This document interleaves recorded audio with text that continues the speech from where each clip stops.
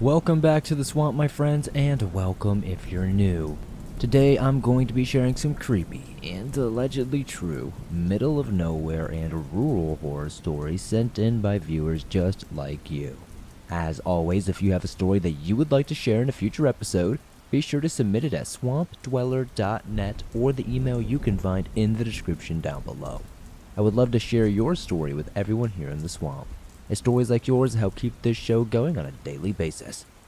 Be sure to slap that like button, it helps us grow here in the swamp. If you're new, be sure to subscribe and turn on notifications as I upload new videos almost every single day on all things natural and supernatural. Now, let's jump into these creepy and allegedly true middle of nowhere and rural horror stories that'll freak you out tonight.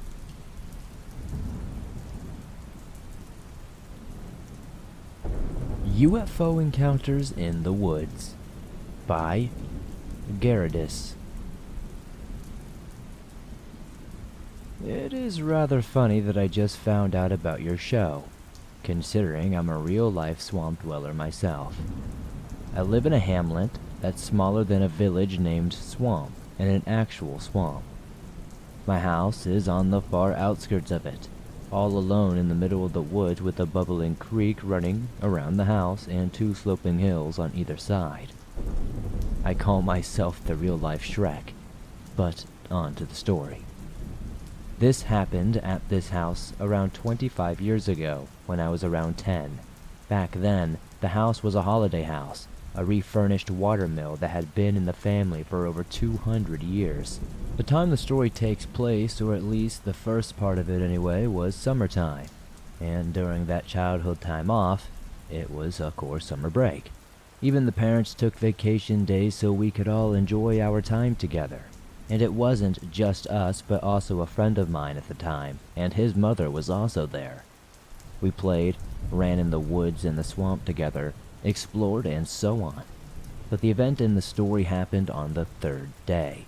It was right after lunchtime, or so I was surprised, when all of the adults started displaying extreme lethargy, and even I, rather sleepy and tired for some reason out of nowhere, which was never the case, said that we should all take an afternoon nap, and everybody else agreed. It was strange, since we all talked about how busy we wanted to stay that day, when I noticed that a friend of mine, who will stay unnamed, didn't look sleepy or lethargic at all. So I wanted to see what was going on with them. I honestly felt bad about leaving him awake alone, but my head hit the pillow pretty hard and I was about to fall asleep. But that's when I noticed something and I forced myself to stand up again and go down the stairs towards the exit. When I went to the outside, it seemed like it was too bright even for the middle of the day. I stepped on the veranda and saw my friend walking toward me annoyedly. I didn't know what was happening or why he looked annoyed, but something told me to look up. There was some voices in my head, so I did. I saw straight up high in the sky, too high it was beyond the clouds. Around these clouds was a cigar-shaped thing. I thought it was a UFO, and I was looking at it in broad daylight. I thought it could be a plane for just a moment, but it had no wings and was hovering completely still. In shock, I looked at my friend and yelled, "Look up! Do you see that?" He looked up, but his expression remained the same, and as we both looked, the craft started moving forward, slowly, at this, speeding up, faster and faster, until it zipped away so quickly I couldn't believe it, like one of those science fiction movies. I swiftly ran into the house and tried to wake up my mom and tell her what we saw, but, well, no one would believe two kids that they just saw a UFO, especially if one of them wasn't even trying to sound convincing. And that was it for a very, very long time. I tried explaining the story off as some weird hallucination, but after some time I gave up. Many years later, I stopped being with that friend and meeting with them, and I had a strange revelation. I suddenly remembered all the events all over again, but this time some very scary and questionable details emerged. First of all, the moment I looked through the exit, I saw the very bright light. I saw my friend at the end of the grass clearing by the creek. He seemed so distant, and by him standing was two weird figures. One was tall, about 6 feet tall, and the other was only about 3 feet tall. They were talking when the tall one noticed me staring at them, and then the two looked very upset at the friend when he turned towards me and started walking while the other two vanished in the yellow-whitish flash beaming skywards. And that's where my previous memory resumed, only knowing I had to look skyward to see the UFO flying off. After this revelation, a few more things started clicking in my mind, such as why the patch of ground where those two stood over had a discolored patch of grass for nearly 2 decades, why that friend never again returned to the house, why everyone was supposed to be passed out for whatever reason, for whatever they were doing, and how I somehow interrupted them. But why didn't they get in the house? Or why during the day? Why did they stay so far away from the house? Later I learned from my grandmother that the valley the house was built on used to be a refuge for people hiding from raids, and that there were plenty of shrines and the like around. Also, a self-proclaimed witch visited the place, calling it a leyline nexus and a safe place from evil. But I'm not so sure how much you can believe in that stuff. It's definitely a strange and crazy memory that I'll forever remember. This story could have been more spooky, sensational, long, and interesting, but in my experience, it was something that changed my life forever.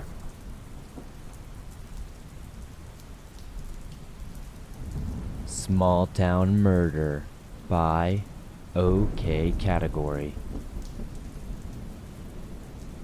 In May 2022, I worked at a gas station and truck stop in a small town outside of Houston in Dallas. For most of my time working there, I was a night shift employee from 3 to 11 p.m. To make this short, let me add a little background on the business and some minor details about the town I was in. The town is rather small and rural. The closest shopping center is quite a few hours away, and one of the only grocery stores in town is Dollar General.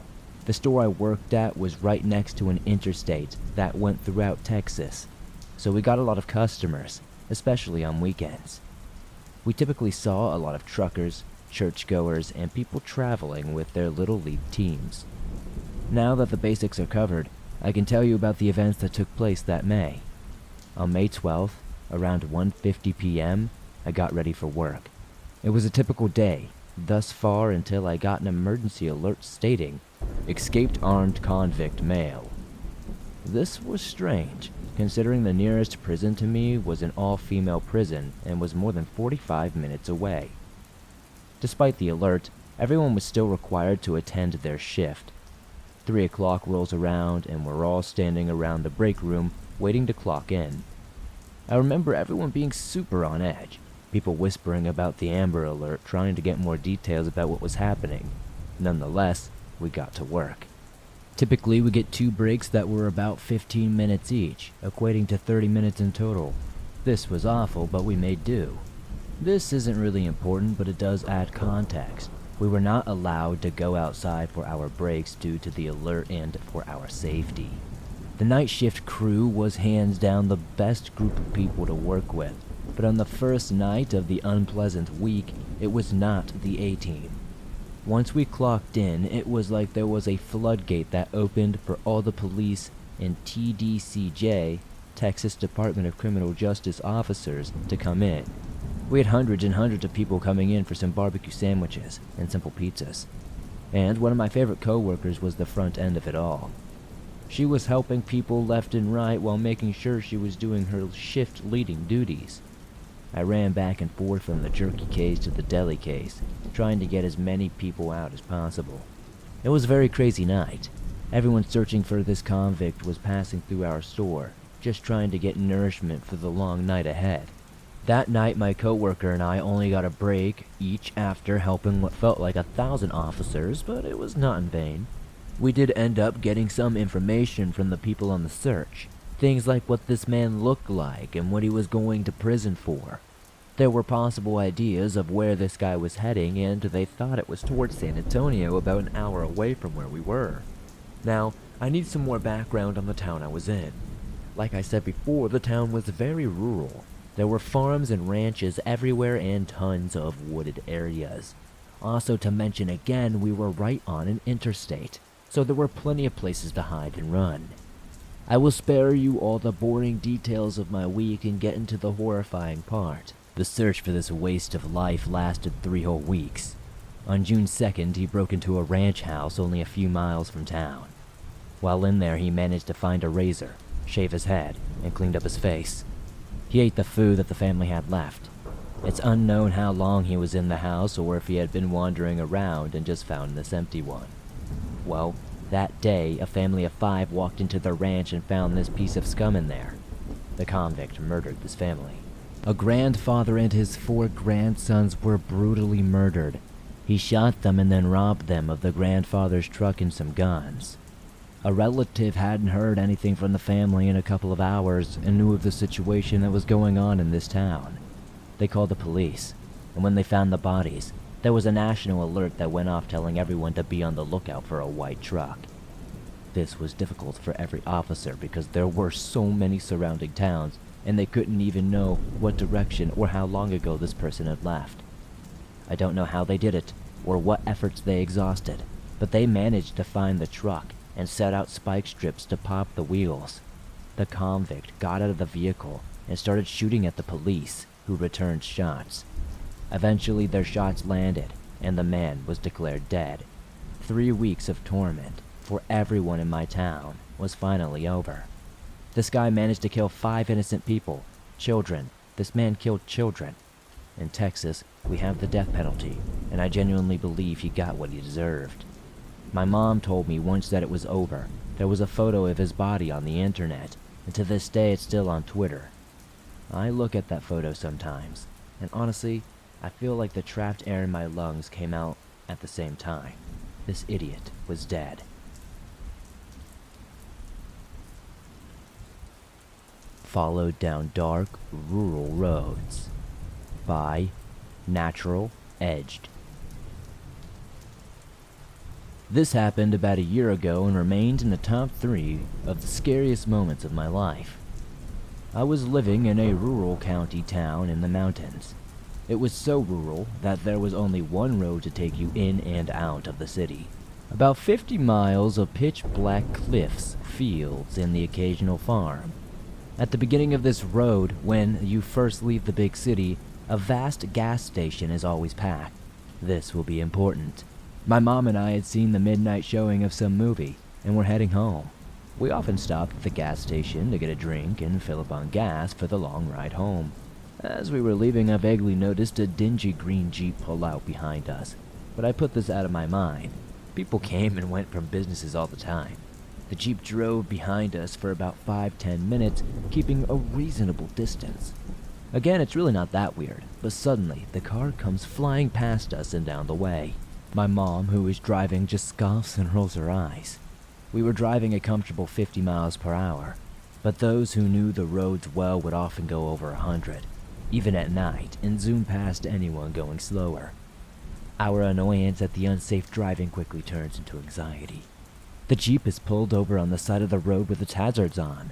The back half of this car is partially in the road, and there's some sort of man's arm sticking out the driver's side window, gesturing for us to pull over. My mom doesn't slow down and just goes around him. We are both on edge, but it only intensifies as he flies past us again, pulls over and gestures for us to pull over. He does this once more before things get genuinely terrifying. After we pass him the 3rd time, he tailgates us at least 60 miles per hour. He's so close that his headlights aren't even visible in the rear-view mirror, only the vague shape of his silhouette behind the windshield. He blares on his horn every few seconds, sticking his arm out the window to wave at us. This carries on for a half an hour. My mom is starting to hyperventilate, constantly increasing in speed as she tries to escape. I'm sobbing and clutching a pocket knife to make myself feel somewhat better, more than anything. And even though I'm not proud of it, I'm screaming at her, "Don't you dare pull over!" If you've ever seen the movie Rest Stop, that was all that was going through my mind. I could only picture us getting murdered or worse on the side of a dark, lonely road in the middle of nowhere. There's no service until you hit town, and that we couldn't call police or anyone for quite some time. But just as I'm about to throw up from the nerves, the man slams on his brakes, turns around, and returns the way he came. We went the rest of the way home in silence. My mom and I talked about it for quite a long time the next day, and we figured he had seen us, two lone women, driving down a dark road and thought we would be easy pickings, and he would have been right. Some people I've told this story to suggest that we dropped cash or a receipt at the gas station and they were just trying to be a good Samaritan and return it to us. But let's be real, I highly doubt that. Nobody's trying to chase us down at 1 a.m. on a dark country road. Nobody who does that has good intentions. Nobody's going that hard to give you a receipt or some sort of cash you dropped. Here's the weird thing. A few weeks later, the same Jeep did the same thing to a group of men carpooling to work at 7 a.m. If he's going to do these strange activity with 4 men during the daybreak, it makes me wonder what his intentions are.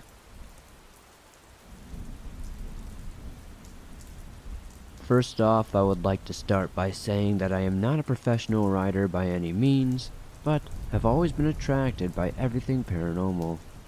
I was not always the bravest person as a kid, but I liked it all even still. I have experienced many things throughout my life, some things that seem like they are from a movie or a book. This time I will be telling you of a more mild and a little less strange thing that happened to me while walking home one night. Before I start, I will give you a little bit of background, so you better understand my story. I was born and raised in a small town in Mexico. Everyone knew everyone, and even though we had cars, we had all mostly walked everywhere.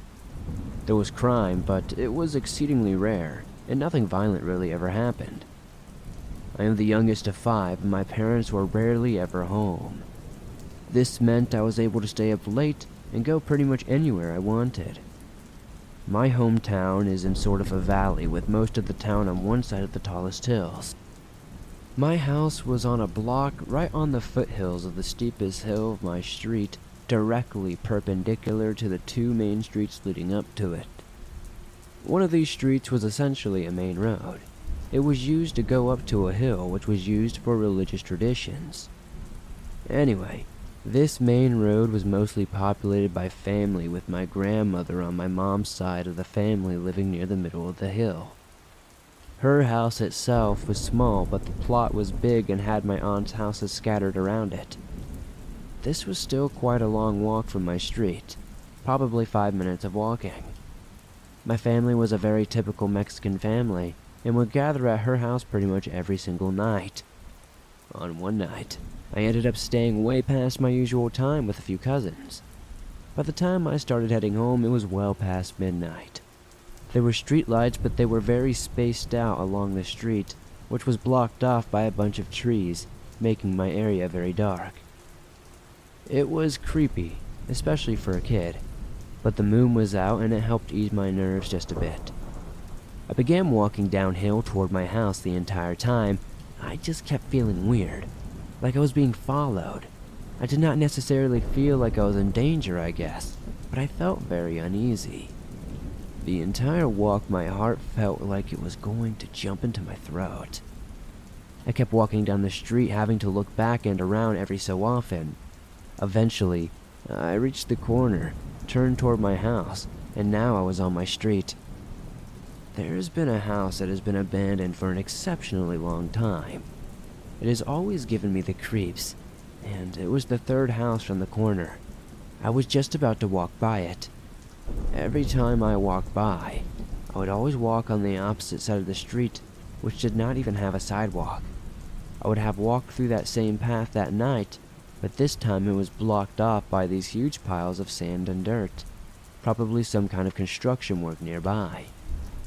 That, combined with a huge delivery truck parked on the curb belonging to my neighbors, forced me to walk in the middle of the street. As I approached the house, I had to mentally prepare and give myself the courage to walk in front of it.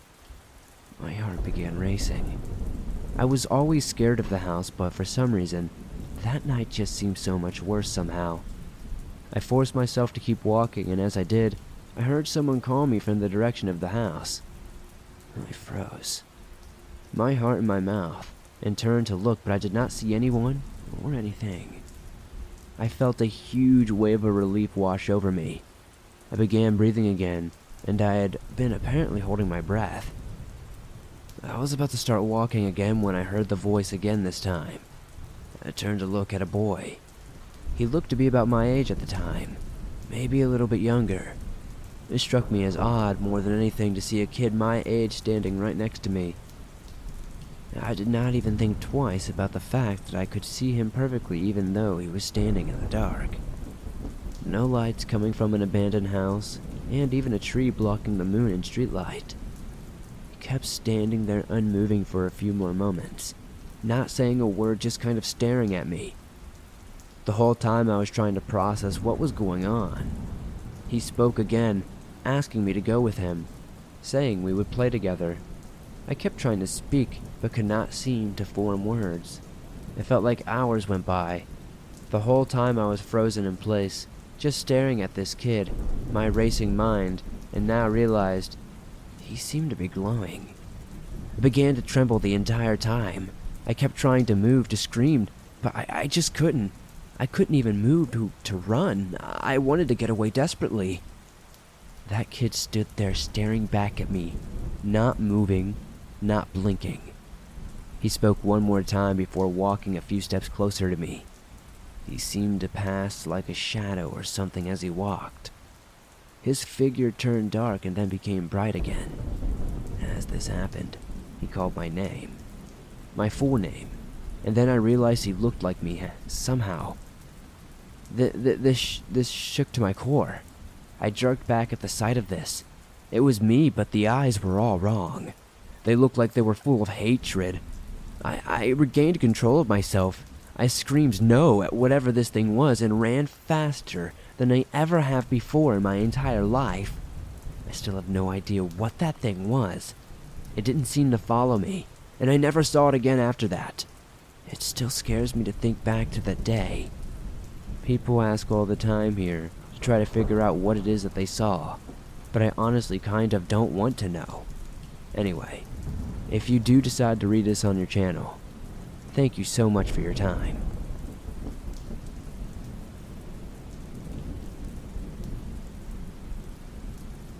So I live in a small town inland of the coast of New South Wales.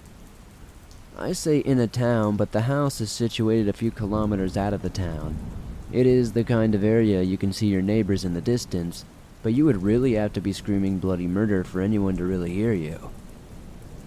A few more kilometers up the road, and it turns to the solid bush and national park. It is an old dirt road with trees on either side.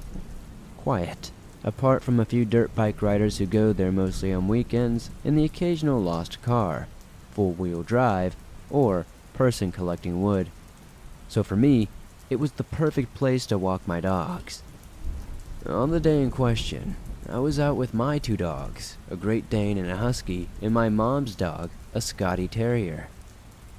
My Husky likes to misbehave, so to stop her from taking off into the bush at the smell of a kangaroo, she is on an extender leash.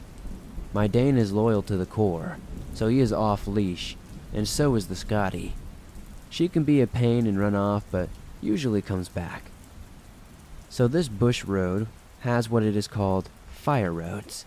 I believe they were put there as an escape route, just in case if people get stuck in bushfires, but I'm not entirely sure. These little beat-up paths are 20 times tougher than the already rough dirt road I walk along. I was heading back towards home at this stage when suddenly all the dogs freeze up. For a moment, I thought it must have been a kangaroo or a wallaby, and instinctively grabbed my Husky's leash tighter. She always pulled my arm off when she saw or smelt a kangaroo, but they all stood frozen. I could see the fur on my Dane's back standing on end as they stared ahead towards the fire trail that branched off. For a moment, I thought it must have been a person and they were on edge because they had not expected to see someone. But as I took the time to look at what the three of them were staring at, I finally saw it. A brown-colored shadow in the thinner area of trees before the dirt track about 15 meters away. Now I walk this road nearly daily, so I knew each damn log in this area, and it was not something I had seen before. This was confirmed when the thing suddenly shot off and moved. It was fast, like abnormally fast. The kind of speed you would expect for someone on a motorbike. But there was no motor. In fact, despite my straining ears, I could not hear a sound. No cracking of sticks, no rustling of branches. It just took off into the thicker trees after standing there and watching me for a good 10 seconds or so. I was sure I had to be going mad, but as I looked at the dogs, all their heads were turned, staring in the same direction this thing had vanished. It took me another 30 seconds, standing, listening, before I finally managed to move forward towards the spot this thing had been. I had to pass it to get home. As I walked past it, the dogs all acted very strange. My normally brave husky would not go near the spot, kind of sniffing at it from a distance, then pulling ahead. The Dane did a full circle of the spot, going to the furthest point on the other side of the road to avoid it. His tail was tucked between his legs, and the Scotty followed him, cowering in his shadow. I had never seen them act like this before. Normally, if there was an animal or a scent, they would all barge each other to sniff it, but they wanted nothing to do with this spot. If it were a person, my Dane would normally go into defense mode and stand guard, so I do not think that is what this was. Walking in this area so often, I knew the sounds of kangaroos, wallabies, birds, snakes, even feral deer. But this thing? It moved like it did not touch the ground. Not a sound. Had the dogs not been there and reacted at the same time, I would have thought I was just imagining it or I was insane. But the silence of the bush after, it made me feel not so right. The whole way back, I just felt like I was being watched. I kept looking back over my shoulder, but I kept seeing and hearing nothing. As I left the bushy area, I began to feel more at ease and the dogs began to relax. Honestly, I don't know what I saw that day. There isn't much on Australian paranormal stuff except for yowies and spirits, but this figure was too big for a person. It seemed wide and solid, more like that of a bear on its hind legs. It had a full build, and it seemed very tall. But clearly, there aren't any bears or any animals like that in Australia. So, what did I see? What did my dogs see? It must have really spooked them, because I have never seen them act that way, and they have never acted that way again. Then again, I have made sure I have walked with more people more often. While I felt uncomfortable and nervous, I do not know if I was in danger or whatever it was. I mean, it did not attack me, though I felt like it followed me for a while. Either way, I certainly will not ever be going there without my dogs.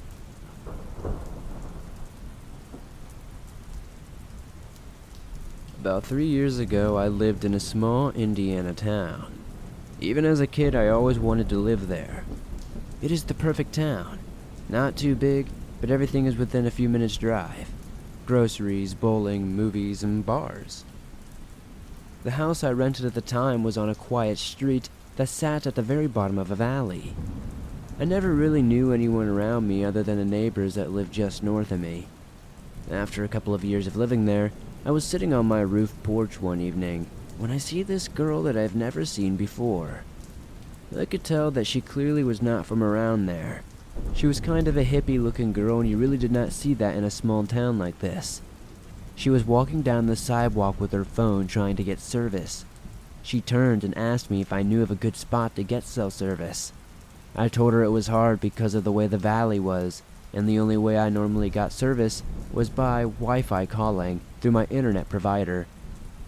She kept walking, and that was the last I had ever seen of her. A few minutes later, the neighbor that lived next door came over to me and asked if I knew who that girl was. I told her no and what happened with the girl asking about the cell phone service. My neighbor then proceeded to tell me that that girl was actually some kind of paranormal investigator from Texas. She and a couple of her friends were paid to come to this town every year by some neighbors a little further up the street. My neighbor began to tell me all these weird stories that came out of the house, and that apparently there was proof of it all. Doors opening and closing on their own, digital clocks changing from numbers to words, and even some recordings of people talking to spirits or ghosts, apparently. Of course, I took this all with a grain of salt. I am always down for a good ghost story, but I'll be honest, I've never really fully believed in them. As far as I knew, the investigators stayed for a few days before they took off back to Texas. I never heard of them finding or discovering anything, really. A couple of weeks went by and I forgot all about this. I was working the night shift at the time at a state prison not far from Indianapolis. I would come home every day at about 7 a.m., take a shower, and go right to bed. Suddenly, I started having very vivid dreams, paranormal types of dreams. Usually something was chasing me or attacking me, but I could never quite see them.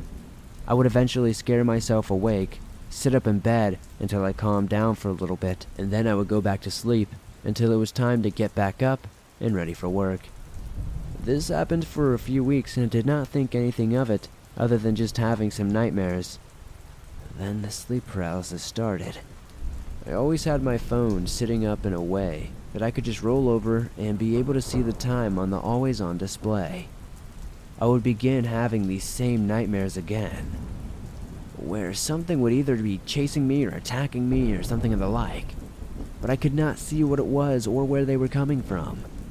Then I would try to wake up, and I would open my eyes just enough, and I was able to look at my phone, but other than that, I was unable to move. What really freaked me out, though, was that I could see something floating in the corner of my bedroom just above my phone. It did not have a face, but it would just sit there in the corner of the ceiling, looking down at me. I would eventually go back to sleep and wake up and get ready for work when my alarm went off. To be honest, I was kind of enjoying it in a weird way. I always described it to people as going through a haunted house. I am scared to death while it is happening, but after I wake up, I just kind of laugh it off and thought, man, that was wild. This was happening on an almost daily basis. Every day would be the same thing around the same time, anywhere between 10 a.m. and 10:30 a.m. In 2018, I started a new job at a university and moved closer to my job. I got a new 2-bedroom apartment, and I've lived there ever since. I have never had these dreams or sleep paralysis since. Could any of that been related to the neighbors that lived up the street from me?